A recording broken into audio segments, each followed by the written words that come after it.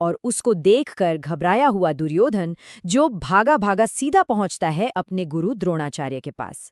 अब युद्ध के मैदान में उसके मुंह से पहले शब्द निकलने वाले हैं।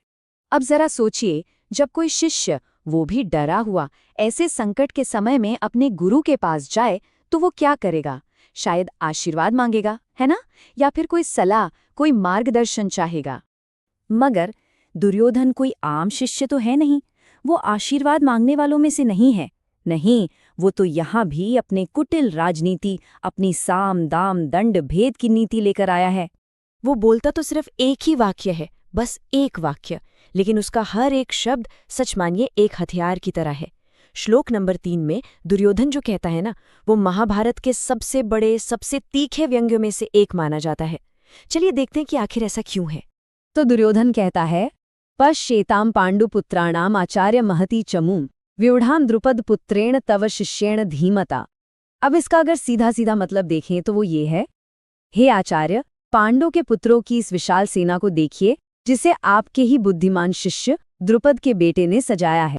अब सुनने में तो ये एक बड़ी सीधी सादी सी बात लग रही है ना?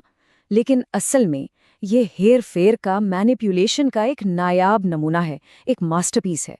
दुर्योधन ने इस एक वाक्य में जानबूझकर 3 ऐसे शब्द चुने हैं जो द्रोणाचार्य के जले पर नमक छिड़कने के लिए काफी थे। और वो 3 जहरीले शब्द कौन से हैं? पहला, द्रुपद पुत्रेण, मतलब द्रुपद का बेटा। दूसरा, तव शिष्येण, यानी आपका ही शिष्य। और तीसरा, धीमता, मतलब बुद्धिमान। तो चलिए एक एक करके इन तीनों शब्दों की परतें खोलते हैं। दुर्योधन का पहला वार द्रोणाचार्य की सबसे दुखती रग पर है। वो उन्हें उनके सबसे बड़े दुश्मन की याद दिलाता है। देखिए, वो पांडवों के सेनापति का नाम तक नहीं लेता, वो धृष्टद्युम्न नहीं कहता, वो उसे बुलाता है द्रुपद पुत्रेण, यानी द्रुपद का बेटा। पर आखिर क्यों? नाम लेने में क्या हर्ज था?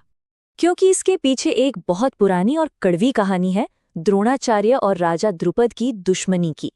द्रुपद ने तो द्रोणाचार्य से बदला लेने के लिए, उनका वध करने के मकसद से ही एक बहुत बड़ा यज्ञ करवाया था, और उसी यज्ञ से पैदा हुआ था धृष्टद्युम्न। तो दुर्योधन देखे सीधे सीधे अपने गुरु को क्या याद दिला रहा है। वो कह रहा है, गुरुदेव जरा देखिए तो सामने कौन खड़ा है। अरे ये तो वही है जिसका जन्म ही आपकी मौत का कारण बनने के लिए हुआ है। तो एक पुराना जख्म कुरेदने के बाद दुर्योधन अब अपनी अगली चाल चलता है। अब बारी है सीधे सीधे इल्जाम लगाने की।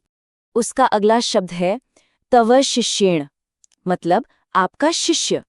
और यकीन मानिए, ये दुर्योधन का सबसे तीखा, सबसे चुभने वाला ताना था। देखिए कितनी बड़ी विडंबना है। द्रोणाचार्य को ये बात पता थी, उन्हें अच्छे से पता था कि धृष्टद्युम्न का जन्म ही उन्हें मारने के लिए हुआ है। फिर भी जब वो लड़का शिक्षा लेने उनके पास आया तो उन्होंने मना नहीं किया। उन्होंने एक गुरु होने का धर्म निभाया। और आज दुर्योधन उन्हीं की उस महानता को उनकी सबसे बड़ी भूल बताकर ताना मार रहा है। वो इशारों इशारों में यही तो कह रहा है, आचार्य जी देख लिया आपने दरियादिली का नतीजा। ये जो आदमी आज हम सबके लिए खतरा बनकर खड़ा है ना, इसे ट्रेनिंग किसने दी? आपने ही तो दी है।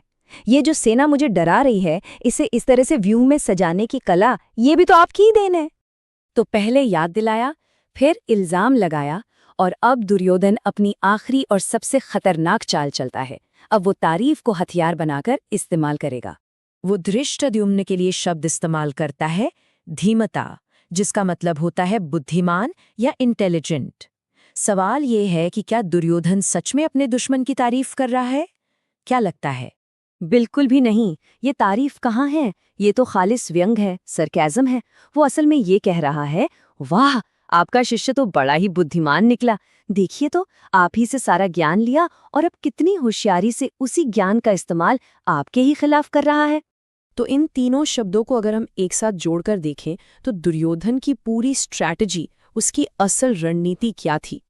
उसका असली मकसद बिल्कुल साफ था। नंबर 1, द्रोणाचार्य को उनके दर्दनाक अतीत की याद दिलाओ। नंबर 2, आज जो खतरा सामने खड़ा है उसके लिए उन्हीं को जिम्मेदार ठहराओ। और नंबर 3, जो कि सबसे जरूरी था, उन्हें इमोशनली ब्लैकमेल करके इतना भड़का दो, इतना गुस्सा दिला दो कि वो लड़ाई में पांडवों पर जरा भी रहम न करें। तो ये मदद के लिए कोई गुहार नहीं थी, ये एक राजा का अपने सेनापति को दिया गया एक छिपा हुआ आदेश था कि जाओ और बेरहमी से लड़ो।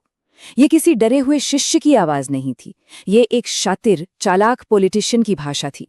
खैर, दुर्योधन ने अपने सेनापति को भड़काने का काम तो कर दिया है, लेकिन अब वो उन योद्धाओं के नाम गिनाना शुरू करेगा जिनसे उसे